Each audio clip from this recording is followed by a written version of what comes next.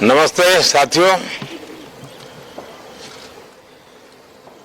चुनाव में जैसे हम लोगों को भी दौड़ धूप रहती है, मीडिया के साथियों को भी बहुत परिश्रम करना पड़ता है, रात दिन दौड़ना पड़ता है, अलग अलग लोकेशन को कवर करना पड़ता है। तो आप लोगों ने भी बहुत कष्ट उठाया है। मैं आशा करता हूं कि मीडिया जगत के सभी साथियों का स्वास्थ्य अच्छा रहा होगा और पिछले एक आध सप्ताह का जो विराम मिला है उसके कारण भी अब आप फ्रेश होकर के फिर से मैदान में आए होंगे। तो 18वीं लोकसभा, और वैसे भी हमारे यहाँ व्यक्ति के जीवन में 18वीं इसका बड़ा महत्व होता है। एक नए कालखंड में प्रवेश करता है टीनेज समाप्त करके। ये 18वीं लोकसभा एक प्रकार से नई ऊर्जा, युवा ऊर्जा, एक प्रकार से नई ऊर्जा, युवा ऊर्जा और कुछ कर गुजरने के इरादे वाली ये लोकसभा है। और आजादी का अमृत महोत्सव के बाद का ये पहला चुनाव है। और एक प्रकार से ये वो 25 वर्ष हैं जो हमारे अमृतकाल के 25 वर्ष है, और जो 2047 देश जब आजादी की शताब्दी मनाता होगा, एक प्रकार से उन सपनों को साकार करने का एक बहुत महत्वपूर्ण पड़ाव ये 18वीं लोकसभा है। साथियों, एनडीए सरकार को तीसरी बार देश की सेवा करने का देशवासियों ने आदेश दिया है, अवसर दिया है।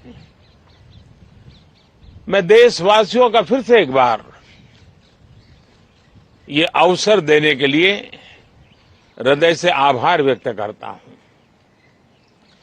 और मैं देशवासियों को विश्वास देता हूं कि पिछले 2 टर्म में जिस गति से देश आगे बढ़ा है, समाज के हर क्षेत्र में परिवर्तन साफ साफ नजर आ रहा है। 25 करोड़ लोगों का गरीबी से बाहर आना, ये अपने आप में हर भारतीय के लिए बड़ा गर्व का विषय है। और मैं देशवासियों को विश्वास दिलाता हूं कि 18वीं लोकसभा में भी, हमारे 5 साल के कार्यकाल में भी, हम उसी गति के साथ, उतने ही समर्पण भाव से देश की आशा आकांक्षाओं को पूर्ण करने में कोई कमी नहीं रखेंगे। आज सुबह एनडीए की मीटिंग हुई थी। एनडीए के सभी साथियों ने मुझे फिर से एक बार इस दायित्व के लिए पसंद किया है, और सभी एनडीए के साथियों ने राष्ट्रपति जी को इसकी जानकारी दी। और राष्ट्रपति जी ने मुझे अभी बुलाया था और मुझे प्रधानमंत्री डेजिग्नेटेड के रूप में काम कर एक नियुक्ति दी है और मुझे शपथ समारोह के लिए और मंत्रिपरिषद के सदस्यों के सूची के लिए उन्होंने सूचित किया है। मोटे तौर पर मैंने राष्ट्रपति जी को कहा है कि हमें 9 तारीख शाम को सुविधा रहेगी। अब बाकी डिटेल तो राष्ट्रपति भवन वर्कआउट करेगा और हम तब तक मंत्रिपरिषद की सूची राष्ट्रपति जी को सुपुर्द करेंगे। उसके बाद शपथ समारोह होगा। साथियों, सरकार एनडीए की एक प्रकार से एनडीए 1, एनडीए 2 और एनडीए 3 ये एक निरंतरता है और हमारे संकल्पों को लेकर के, सुशासन के प्रति हमारी प्रतिबद्धता को लेकर के और देश के सामान्य जन के सपनों को पूरा करने के प्रयास के रूप में इस निरंतरता को हम और अधिक ऊर्जा के साथ और अधिक व्यापक विजन के साथ आगे बढ़ाएंगे और समय सीमा में लक्ष्यों को प्राप्त करने का हमारा प्रयास रहेगा। 2014 में मैं बहुत नया था। मुझे अब एक लंबे समय तक इस कार्य का अनुभव मिला है, हमारी टीम को अनुभव मिला है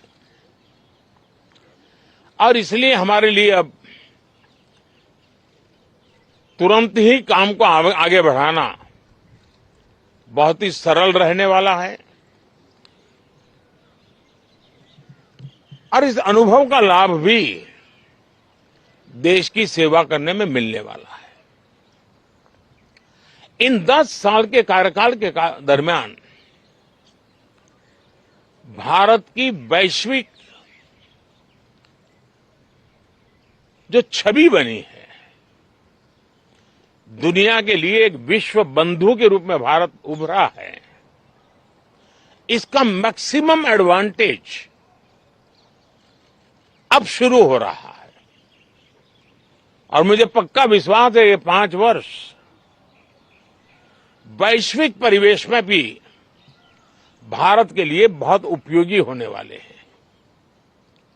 दुनिया अनेक संकटों से गुजर रही है, अनेक तनावों से गुजर रही है,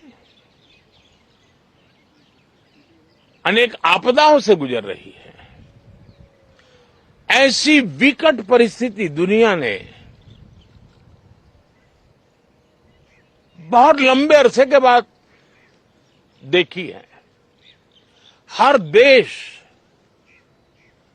इन सारी समस्याओं के बीच अपने आप को बचाए रखना, बढ़ाते रहना, चुनौतियों का डगर डगर पे सामना कर रहा है। हम भारत वाले लोग, हम भारतवासी खुद नसीब हैं कि इतने बड़े संकटों के बावजूद भी हम आज विश्व की सबसे तेज गति से बढ़ने वाली इकोनॉमी के रूप में जाने गए हैं। ग्रोथ के विषय में भी दुनिया में हमारी वाहवाही हो रही है। अब एक स्टेबल गवर्नमेंट मिलने के कारण और परिचित व्यवस्था और नेतृत्व मिलने के कारण दुनिया का भारत के प्रति रुझान, भारत के प्रति उनका आना बहुत तेज गति से होने वाला है और मुझे विश्वास है कि देश के सभी राज्यों को इसका लाभ मिलेगा। देश की युवा पीढ़ी को सबसे ज्यादा लाभ मिलेगा। विकास के नए ऊंचाइयों को छूने में एक वैश्विक भागीदारी का वातावरण आने वाले 5 साल में बनने वाला है। तो इसी संकल्पों और आदर्शों के साथ हम आगे बढ़ेंगे। मैं राष्ट्रपति जी का हृदय से आभार व्यक्त करता हूं कि एक बहुत बड़े महत्वपूर्ण दायित्व के लिए उन्होंने मुझे निमंत्रित किया है। आप सबका भी दोस्तों बहुत बहुत धन्यवाद। Thank you.